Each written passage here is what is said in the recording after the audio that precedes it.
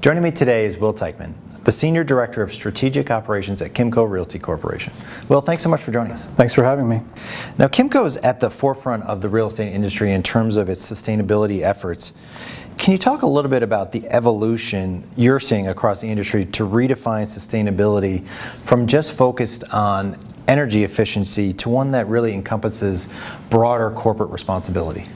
If you look overseas, for example, in Europe or in Australia, some of the markets that are leading in this regard, I think oftentimes what you see there is a broader definition of sustainability, not so much around solely energy and environmental issues, but also expanding to include issues such as corporate governance and social issues. And what I mean by social issues is issues related to employees, related to communities and tenants.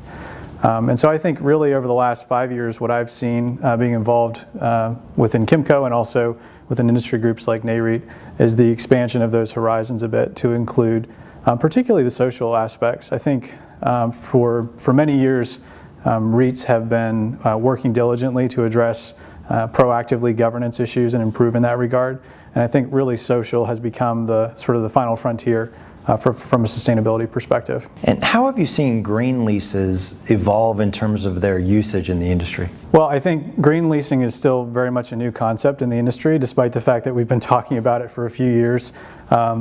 Anytime a new issue comes about, we need to first define the issue and define the problem, and I think that's really the phase that we're still in with green leasing, is establishing a common definition and language that we can use to understand what this concept means.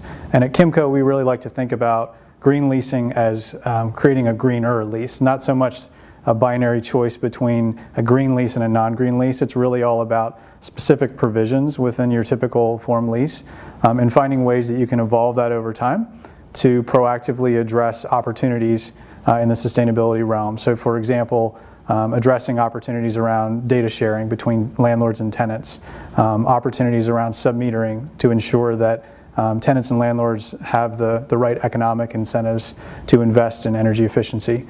So we're really looking at trying to evolve our lease in a greener fashion. We've been recognized by green lease leaders recently for that, but we really consider ourselves to be early on in the journey and are looking forward to what's ahead. Now, a common topic that we're hearing here at the Leader in Light Working Forum is about tenant engagement. What are some of the incentives or programs Kimco has in place to better engage its tenants in its sustainability efforts? Well, we have a couple of things in place. We recently conducted a national tenant satisfaction survey, and we learned quite a deal from that effort. Some of which was related to sustainability. So coming out of that survey, we have implemented a set of operational best practices. These are voluntary measures that any tenant, whether large or small, can implement within their store, within those four walls, within the area of the building that they control, to improve their sustainability performance. And oftentimes, what we've really tried to focus on is sustainability improvements that deliver economic benefits. So how can they be more energy efficient in their operations, water efficient, et cetera, and as a result lower their total cost of occupancy to lease within a Kimco center. To go beyond that, we've also started to work in the arena around construction standards. So addressing really that very energy and resource intensive initial build out phase right after the lease is negotiated and signed, but before the tenant opens for business. There's a lot of materials going into the space, there's a lot of construction taking place, and really we find that that's more than 50% of the opportunity, so to speak, from a sustainability perspective. So we've been seeking to work on green construction standards to facilitate better guidelines for tenants as they take on those first steps within our shopping centers. And lastly, one of the many programs that Kimco's implemented that we've talked about in the past is your Illumination lighting program. Can you talk a little bit about the second phase, which is now underway for that program? 2 years ago when we launched Illumination, we made a commitment to retrofit all of our Tier 1 sites, our common area lighting within Kimco's control, with LED lights to take them to next generation lighting technology. As of today, we're over 50% of the way there, and our goal is to get there by 2020, which I think we'll have no problem meeting that target.